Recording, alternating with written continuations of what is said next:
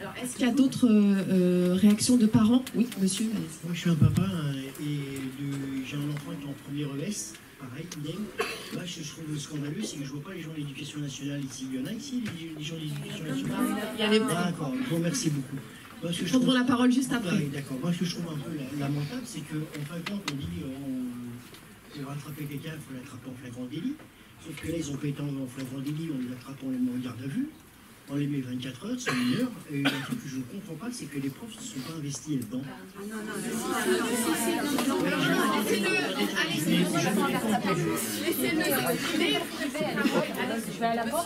Monsieur, allez-y, alors, continuez.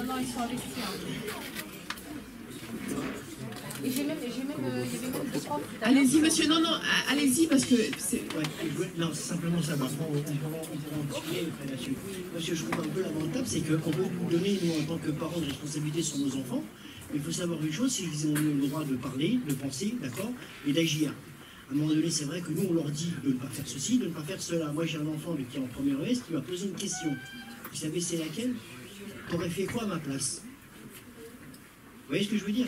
Tu serais pas marié, tu m'aurais pas eu, t'aurais mis le gilet jaune, t'aurais débarqué, je lui dis oui. Je lui dis, mais du fait que je suis papa, je peux pas le faire. Pourquoi? Parce que j'ai vu la violence, je savais très bien que les filles, qu'ils allaient faire ce qui est leur boulot. Je sais très bien qu'on a raison, comme le dit madame, je l'ai dit tout à l'heure, on n'a plus le droit de parler. Vous vous exprimez, vous prenez un flashball. Vous avez compris? Vous parlez, vous prenez un flashball. Vous avez vu à Paris ce qui s'est passé le samedi dernier? Le gamin qui s'est fait massacrer par 4 CRS? Moi, j'aurais pas aimé que ce soit mon enfant, mais en fin de compte, on se demande, nous, moi, mon enfant me pose, moi, la question au niveau de l'éducation, est-ce qu'on peut voter, est-ce qu'on peut faire ceci? Moi, j'ai un peu peur. Moi, comme je suis dit à madame, on est un peu sur le qui-vive. Et à un moment donné, moi, ce que j'ai peur, c'est, au niveau de l'éducation nationale, c'est que nos enfants, ils vont se révolter, mais quand ils vont se révolter, franchement, on ne pourra pas les tenir. Je vous dis la vérité, on ne pourra pas les tenir. Parce que moi, je dis que les enfants sont des schizophrènes. À la maison, ils sont très gentils, et dehors, ils ont un dédoublement de la personnalité. Moi, je trouve très gentil le gamin là, qui disait à droite là, qui n'a pas bougé, qui n'a rien dit. Ça aurait été dans d'autres villes, franchement, ça aurait été un feu à ça. Franchement, je tire mon chapeau de n'avoir rien dit et d'avoir été respectueux. Ah oui, et juste, monsieur, moi j'aimerais dire que quand même, je ne sais pas si vous êtes au courant, mais nos professeurs, ils nous ont beaucoup soutenus. On a été beaucoup soutenus par nos camarades aussi, et beaucoup de parents d'élèves. Et du coup, ça nous a fait chaud au cœur. Même si vous ne savez pas, j'aimerais vous informer que quand même nos professeurs, ils étaient là, ils nous attendaient devant le commissariat. Et il y avait beaucoup de gens derrière nous, et ça nous a fait chaud au cœur, et on était vraiment... Il y a plusieurs choses. Il y a apparemment un temps, mais tout à l'heure, peut-être Simon va en reparler, il y a un temps qui est prévu demain justement pour les parents, pour venir donner de la force aux lycéens, pour venir donner du soutien, pour les accompagner, etc. Donc c'est prévu demain matin. Donc voilà, les parents sont les bienvenus. Et puis par ailleurs, pour ce qui concerne les enseignants, est-ce que vous voulez prendre la parole? Alors je sais que vous essayez de vous organiser par rapport au comportement de l'approviseur. Voilà, où est-ce que vous en êtes? Comment vous avez vécu ce qui s'est passé avec vos élèves? Voilà. Moi déjà, je félicite les jeunes là d'être restés calmes quand ils ont été contrôlés. Et je pense qu'ils ont un niveau d'études terminale S. Ils auraient dû se dire que c'est pas n'importe qui arrive en terminale S, on est d'accord. Moi j'ai une enfant aussi à Romain-Rolland et elle voulait aller manifester cet après-midi. Et je lui ai dit non, elle me dit tu m'empêches de vivre. Oui, mais bon, avec tout ce qui se passe, je lui ai dit, avec tous les gilets jaunes qu'il y a, je lui ai dit, je peux pas te laisser y aller, ma chérie. Je lui ai dit, il y a trop de choses en ce moment, elle m'a dit, tu viens avec moi, je lui ai dit non. Et c'est vrai, on se pose la question, monsieur, où est-ce qu'on va, quoi? On peut plus dire quoi que ce soit, on n'est plus libre. Moi, ça fait 2 jours que je vais à l'école, je reste, je fais le planton avec ma fille, parce qu'elle veut y aller, elle me dit vite, vite, vite, les portes sont réouvertes. Dépêche-toi, dépêche-toi, si j'arrive 10 minutes en retard, eh ben, ils vont me mettre à la porte. Donc j'ai mis mon jogging, je me suis habillée, j'ai attrapé ce que j'ai pu, j'ai mis mes baskets, et j'arrive, et c'était en feu, il y avait de la fumée. Il y a eu un extincteur de sortie, c'était blanc partout, et j'ai parlé, il y avait des profs à l'extérieur, il y avait des élèves qui parlaient très correctement, je me suis intégrée au groupe, et je lui dis qu'est-ce qui se passe, est-ce que vraiment l'école va être réouverte? Ils me disent non, je lui dis à ma fille alors viens, je te laisse pas ici. Elle me fait si, je reste avec ma classe, je lui dis non. Et moi qu'est-ce que j'ai fait? Je lui dis reste avec ta classe, moi je vais rentrer voir l'approviseur. Donc j'ai téléphoné 2 fois, j'ai téléphoné une fois de chez moi, je lui ai dit écoutez moi je viens. Et après, j'ai retéléphoné devant le portail, j'ai vu qu'il y avait les surveillants, les profs. Et les profs, tous les jours, sont là. Ils sont dans une salle, soit à l'extérieur, bon, soit je pense qu'ils ne vont pas rester faire le planton tout le temps devant la porte parce qu'il fait froid. Oui, ils tournent autour, ils surveillent nos enfants. Hein. Je les ai vus ce matin, hier aussi. Et hier, j'avais rencontré une fille, pareil, qui était en terminale aussi, et qui vient avec son sac à dos, avec ses affaires, pour voir si l'école était réouverte. Elle me dit oui, j'ai mon bac et tout, j'ai peur, c'est toujours fermé, la proviseure ne veut pas enlever sa plainte. Et c'est vrai, de ce que j'ai entendu, ils disent qu'ils ont été pris en flagrant. Et c'est pas vrai. Enfin, je vois que là, c'est pas vrai. Et moi, je lui ai dit, écoutez, et le personnel, par contre, le personnel nettoyage, l'accueil et tout, ils sont avec vous. Hein. Ça, j'informe qu'ils sont avec vous. Même l'adjoint, après, j'ai parlé avec lui, il est avec vous aussi. Mais après, je pense qu'il, voilà, va être son droit de réserve. On ne peut pas non plus, voilà, forcer à prendre parti, bon, bah, voilà, c'est comme ça. Et j'ai demandé à parler à la proviseure, je suis rentrée, j'ai parlé avec eux, elle m'a entendu, elle a ouvert la porte, elle m'a entendu, mais ben, je lui ai demandé de parler avec elle, elle ne voulait pas me recevoir. Hein. J'ai parlé avec l'adjoint. Et l'adjoint, il dit, je comprends. Mais ben, il me dit, oui, il y a eu déjà des réunions, des discussions. Je lui dis, mais oui, mais maintenant, aujourd'hui, les élèves demandent à ce que la plainte soit retirée. Après, est-ce que c'est eux, c'est pas eux? Si c'est eux, mettez-leur de l'avertissement et faites-leur nettoyer les murs. Mais si c'est pas eux, ben, c'est pas eux, retirez-leur la plainte. Et moi, j'ai eu la réponse, c'est le rectorat qui ne veut pas retirer la plainte. Voilà leur réponse. Alors, est-ce qu'il y a... oui. Je suis parent d'élèves à Romain-Rolland, je suis donc à la FCPE. Et voilà, donc nous, on a été contactés par une des mamans des jeunes qui est là et qui nous a dit, qui était très inquiète et qui nous a dit, ils ne vont pas sortir, ils ne sortent pas. Donc on s'est mobilisé mardi soir. Maintenant, là, on peut décrire les événements, on les a décrits, je pense que je ne vais pas reprendre les événements un à un. Ce qui est important, c'est de savoir ce qu'on fait ensuite, quoi. Donc nous, pour le moment, nous, en tant que parents, on écrit au ministre. On n'a pas eu de réponse pour le moment. Quel ministre? Monsieur Blanquet. Voilà. Donc on a écrit au ministre, on n'a pas eu de réponse, on n'a pas eu de retour. On a mis en copie le recteur de l'Académie de Créteil, on n'a pas eu de retour non plus. Les enseignants ont fait de leur côté aussi un courrier au niveau du rectorat. Alors eux, ils ont un retour et donc ils nous rencontreraient demain soir, jeudi soir à 18h au rectorat, et dans la délégation, il y aurait donc un représentant des parents d'élèves, un représentant des élèves, et deux représentants des enseignants. Voilà.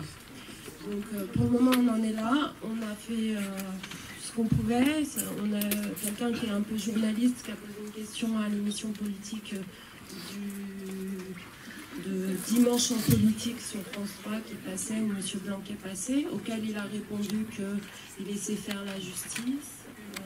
Donc pour le moment, la plainte, on ne nous parle pas de la retirer.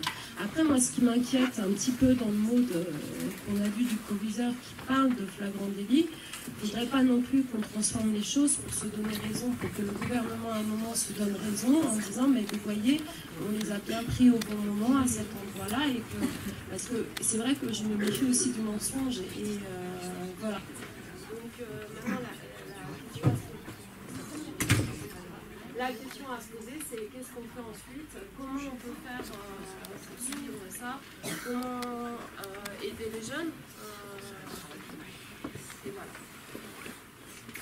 Toute initiative. Alors, allez-y, madame. Sans micro, mais en effet, appuyez peut-être sur. Je pense que ça appuie sur. Vous avez peut-être appuyé sur un bouton sans le faire exprès. Allô, allô. Non. La question, en effet, maintenant, c'est qu'est-ce qu'on attend? Est-ce que cette plainte, elle change les choses pour les jeunes ou pas? Est-ce que ça change les choses? Est-ce que vous savez si ça change les choses qu'on ait porté plainte apparemment contre X, pas contre vous directement? Alors c'est ça qu'il y a une espèce de hiatus là, parce que on dit il y a une plainte contre X, mais en même temps vous avez été pris en flagrant délit, donc la plainte elle n'est pas contre X si vous avez été pris en flagrant délit.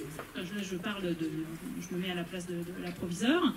Mais si la plainte est contre X et que vous n'avez rien à vous reprocher, qu'est-ce que cette plainte, qu'est-ce qu'elle aggrave pour vous? Moi j'aimerais bien savoir ça. Je ne sais pas si quelqu'un le sait. Et voilà, après, est-ce qu'on s'arc-boute sur cette plainte? Est-ce que c'est un symbole et qu'il faut s'arc-bouter jusqu'au bout? Ou est-ce que de toute façon ça va rien changer pour vous, vous allez être jugé quand même? Est-ce que vous savez ça, si vous allez être jugé ou pas? Où ça en est? Quelle est la suite de la procédure? Voilà, c'est tout ça qu'il faut qu'on sache, et il faut qu'on soit très bien renseigné pour pouvoir demander les bonnes choses, et notamment quand on va aller au rectorat, il faut savoir exactement où taper, dire les choses le plus finement et le plus justement possible, sans dire n'importe quoi. Pardon, juste une question avant, et ensuite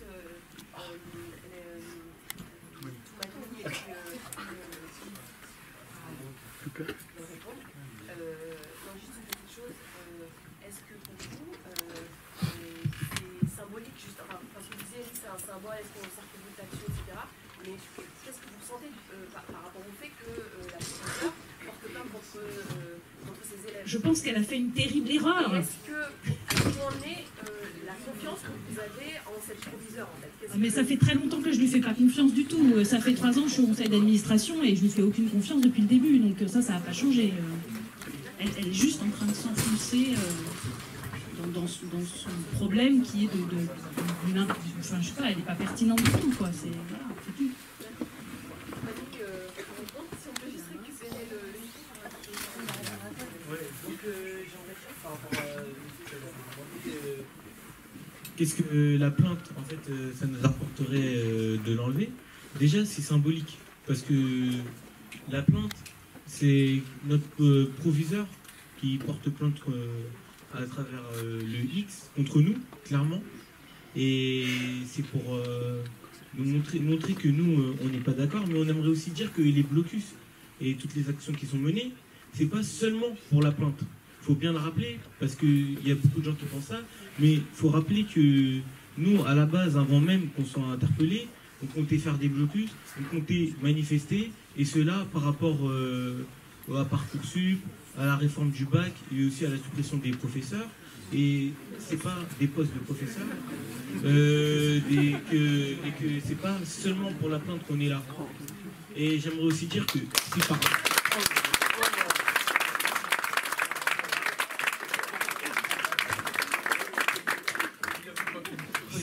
Si par malheur, avec vraiment de la malchance et que des choses se passent vraiment mal et qu'on passe devant un jugement, et bah, le fait que la proviseure ait retiré sa plainte, ça pèse en notre faveur, Parce que déjà que nous là on a pris cher pour rien, on n'a pas envie d'en rajouter encore. Chaque fois qu'on essayait d'en faire, on retirait les poubelles. Tout le temps, la proviseure en fait, elle tournait autour du lycée en nous disant oui, il y a une porte ouverte, rentrez au lycée, de toute façon, vous n'avez pas le choix, vous ne pouvez pas. Oui, voilà. Il y avait tout le temps des sorties, on devait tout le temps rentrer au lycée, alors qu'en fait, on veut juste s'exprimer. On veut juste exprimer, en fait, on est juste en colère parce qu'on est une nouvelle génération, on est votre futur, on est votre avenir. Et parfois, en fait, on n'a juste pas le droit de s'exprimer, en fait. On a l'impression qu'on n'a jamais le droit de faire quelque chose. Parce que on est juste l'avenir. Et personnellement, moi, j'ai peur. J'ai peur pour l'avenir, j'ai peur pour mon futur, j'ai peur pour ce qu'on va faire, nous, parce que tout le temps, on nous met des barrières, alors qu'on est censé être libre. On est censé être tout ce que vous voulez espérer. On est vos enfants. On est votre futur, on va vous aider normalement dans la vie, on va aider tout le monde. Et tout ce qu'on veut, nous, c'est être libre et pouvoir s'exprimer, pouvoir... Oula, c'est parti. On veut juste s'exprimer et on veut juste dire ce qu'on ressent parce qu'on en a marre. On en a marre, on veut juste apprendre à vivre et à montrer nos droits et à montrer que finalement nous aussi on est là. Il n'y a pas que les adultes, il y a aussi les adolescents. On a 16, 17 ans, on a peut-être 15 ans, peut-être on est jeune, peut-être parfois on est stupide, on fait des bêtises. Mais finalement, on veut juste s'exprimer et que normalement on doit nous laisser le droit de nous exprimer. Parce que, enfin mince, c'est rien de juste poser des poubelles devant un lycée. Bon certes, il y en a, ils en profitent pour faire des bêtises. Certes, il y en a, ils en profitent pour ne pas avoir cours, mais finalement je pense qu'il y a quand même c'est quand même dans notre cœur au fond de nous en disant que quand même il y a un problème, faut pas qu'on se laisse marcher dessus, faut pas qu'on se laisse toujours on se laisse aller et on se dise c'est pas grave parce que finalement on est juste parce que on veut juste être libre et on veut juste faire ce qu'on veut nous et apprendre justement comme ça, quand on va être grand, on va aussi manifester, on va aussi voter et avoir nos propres droits, parce que normalement, on est aussi libre, on a aussi des droits que des devoirs. Voilà.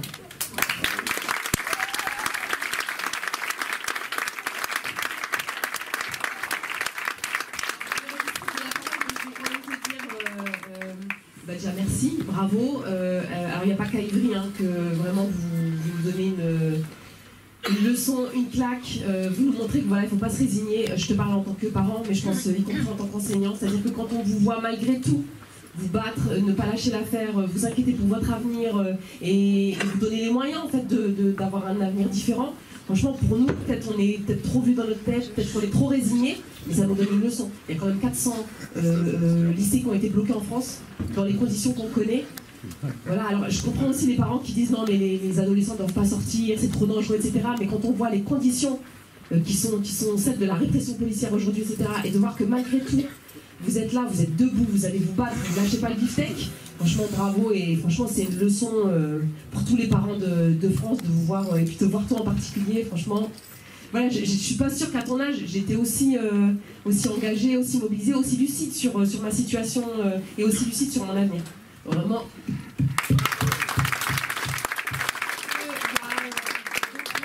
D'autres interventions de parents, de lycéens, de lycéennes, pardon. Bonsoir, Monsieur Maïn, professeur au lycée Romain Rolland, dont font partie les élèves qui ont été arrêtés. C'est pas facile de résumer la situation.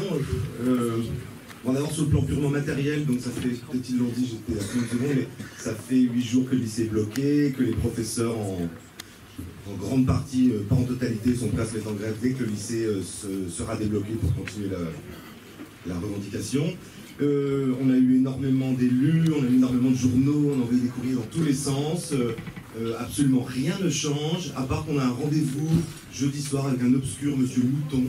Dont le titre, le poste au rectorat est secrétaire, directeur général adjoint de la sûreté, de la performance et des études.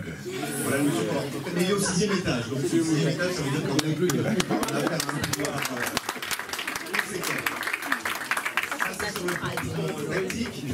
Sur le plan plus administratif, on est dans l'obscurité totale. Ce qui est complètement hallucinant, c'est qu'à chaque fois qu'on a affaire à une autorité qui est censée être responsable de la situation, elle renvoie à au-dessus. Les ordres viennent d'en haut. La proviseure, elle a été plus ou moins déboutée de ses fonctions. Il y a un type, une espèce de molosse en costard qui est venu jeudi et vendredi pour gérer la situation. Au commissariat, ils ont laissé entendre qu'ils ne comprenaient pas pourquoi la garde à vue était prolongée, que ça venait d'en haut. Donc ça vient d'en haut de partout. Donc obscurité, personne n'est responsable. Personne n'est responsable. Alors que la situation impliquerait quand même des responsabilités, on ne peut plus conséquences. Et le troisième point, mais c'est plus idéologique, ou enfin, moi je crois qu'on a affaire à une justice d'abattage, une justice complètement pervertie. Ce matin, il y a eu un départ de feu de poubelle au lycée, absolument pas grave et complètement maîtrisé par les profs. On était 30 profs et 60 élèves, donc il n'y avait aucun souci. Arrivée des flics, à 7, en mode provocation, escouade, casque, bouclier, armes levées, etc. Et parmi eux, c'est un des élèves qui me l'a dit, et je ne sais pas si c'est confirmé, parmi eux, un de ceux qui ont mis un coup de pied ou un coup de boule à nos élèves en garde à vue. Donc ils renvoient le même policier sur le même terrain d'opération, ce qui est quand même scandaleux. Simultanément, on a des collègues qui sont partis à la manifestation lycéenne dans Paris, avec une dizaine de lycéens de chez nous, qui ont été nassés pendant 1h30, séparés des élèves, et quand enfin ils ont obtenu de pouvoir rejoindre les élèves dont ils avaient été séparés, on les a emmenés dans une seconde nasse. Donc voilà, manifestation, c'est de nasse en nasse, quoi. Et donc, je ne sais pas ce que je peux dire, à part qu'on a une justice complètement tordue, une police qui sait plus ce qu'elle fait, et des lycéens qui ont raison de A à Z, quoi.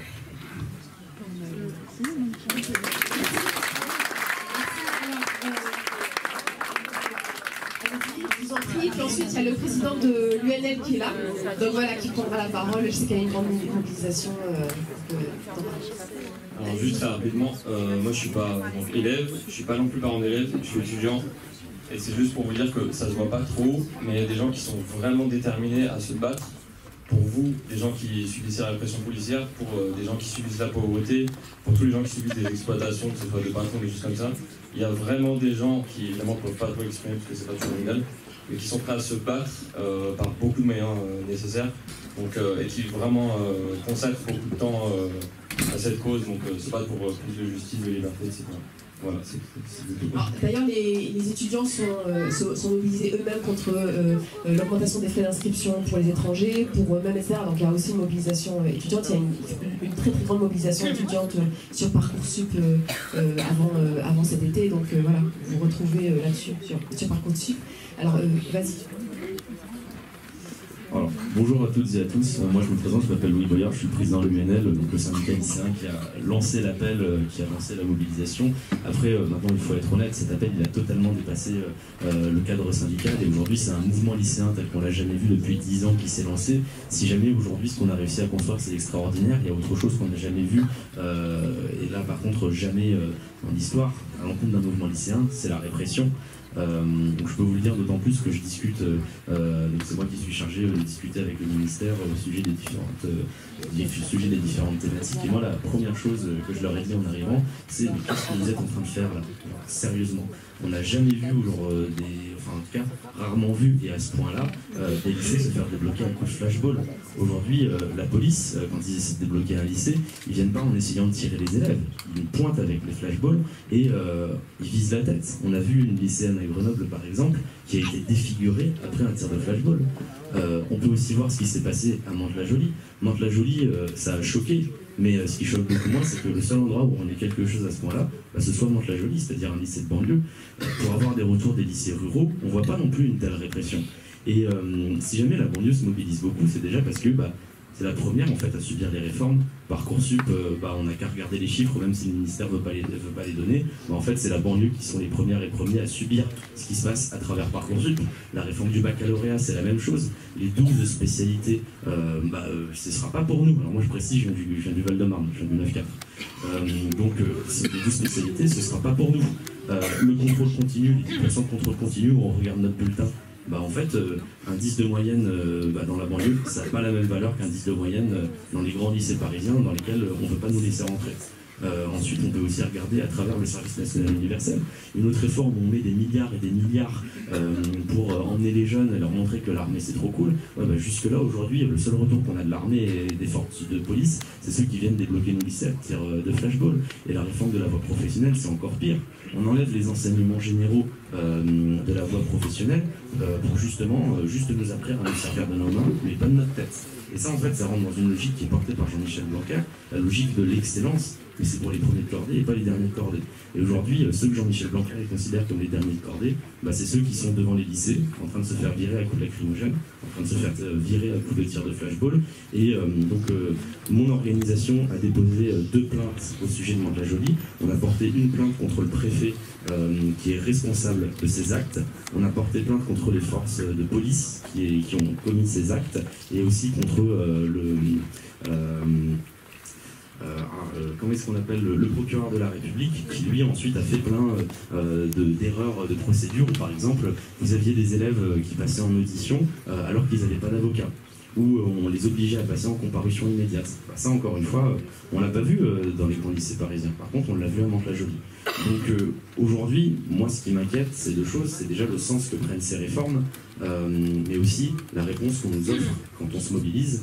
Moi je vois une chose, c'est que malgré les 10 jours de répression qu'on a eu, malgré le fait que le ministre il n'ait toujours rien annoncé, malgré le fait que hier Emmanuel Macron il nous a regardé droit dans les yeux et il nous a dit on va apaiser les choses, mais qu'il n'ait pas prononcé une seule fois le mot des étudiants qui se mobilisent contre les frais d'inscription pour les étudiants étrangers. Pas un seul mot pour les lycéens, alors que c'est un des plus grands mouvements qu'on ait jamais eu, mais par contre beaucoup de mots sur la violence que nous apparemment on commettrait et qu'on alimenterait.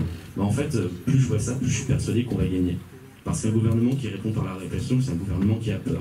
Et en fait, là, aujourd'hui, vous et moi, et toutes les lycéennes et lycéens qui sont mobilisés, en fait, on est en train de les faire flipper.